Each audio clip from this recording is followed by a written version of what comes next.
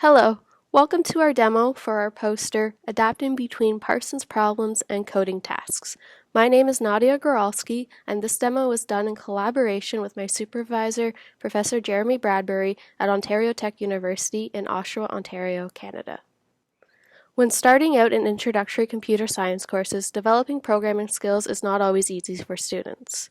Each class teaches the fundamental concepts of all programming using a single language. However, students who are new to programming struggle with learning the syntax of the language alongside learning the concepts taught in class. To bring up students' skills in programming, instructors may consider different scaffolding techniques to offer their students. In previous research, Parsons problems has been shown to be an effective scaffolding technique for coding, involving the student to rearrange blocks of code to form a correct solution. Variations of Parsons problems have emerged that introduce new learning challenges as well as improve code comprehension. One variation adds in distractor blocks, which are incorrect blocks of code made with slight changes included in the selection of blocks for the student to choose from. These are designed to make the student think what the program should be doing on each line. Another variation, faded Parsons problems, requires the students to fill in blank variable names and values within the code block. A more flexible variation are adaptive Parsons problems, which allow for adjustment within the problem, such as the number of lines per code block. While Parsons problems are a scaffolding technique for learning coding, they are often viewed as a separate learning activity from coding. This creates a disconnect between doing Parsons problems up to writing code. Bridging the gap with this adaptive environment between Parsons problem and coding tasks promotes several questions. We are interested in determining how should students transition from Parsons problems to a coding task, and if a student struggles with a coding task, is there value in transitioning back to a Parsons problem? Through the creation of an adaptive Parsons problem tool, our goal is to address the gap between Parsons problems and coding tasks by supporting a two-way transition between them. This means the student has the option to increase the difficulty from challenging Parsons problems to writing code, or likewise decrease difficulty from a coding task to a Parsons problem. The Parsons problem difficulty may also be increased or decreased to adapt to different skill levels. The level of difficulty adjusts with the number of lines per block of code and the number of distractors in the Parsons problem. Specifically, students can move between 5 levels. The demonstration will show the levels from easiest Parsons problem to the hardest difficulty being writing code.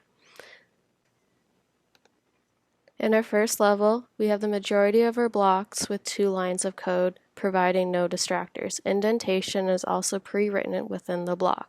Students drag and drop the code blocks over to the right-hand side. At each level, the student can check their answer by clicking the question mark. If there are errors, the student will be prompted with a message.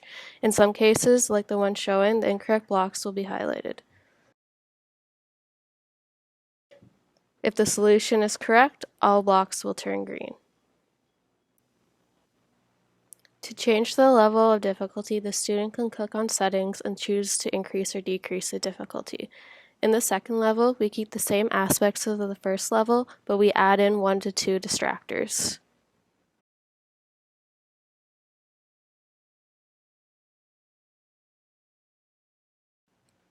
This example only has 1 distractor block.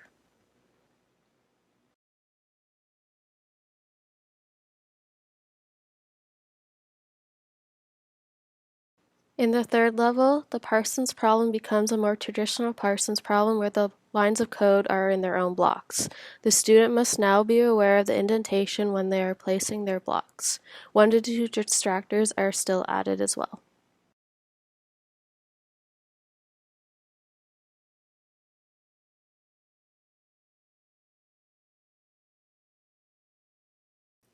In the fourth level, we keep the single line code blocks, but make it more challenging. We add up to 4 distractors.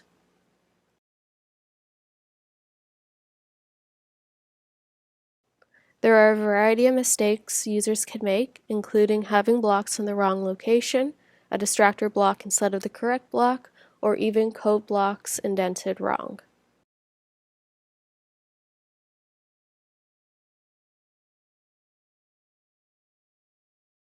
The final level is writing code in an online editor.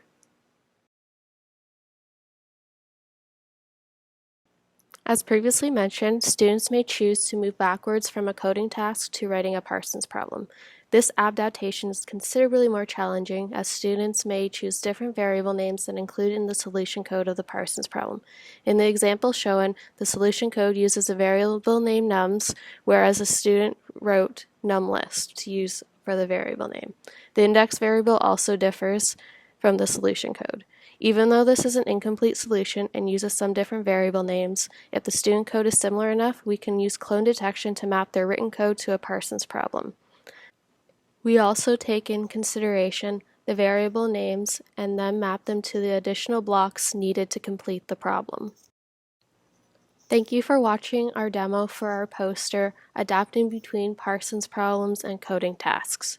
If you would like to find out more information, please visit the Software Engineering and Education Lab website at www.searlab.ca or visit us on GitHub.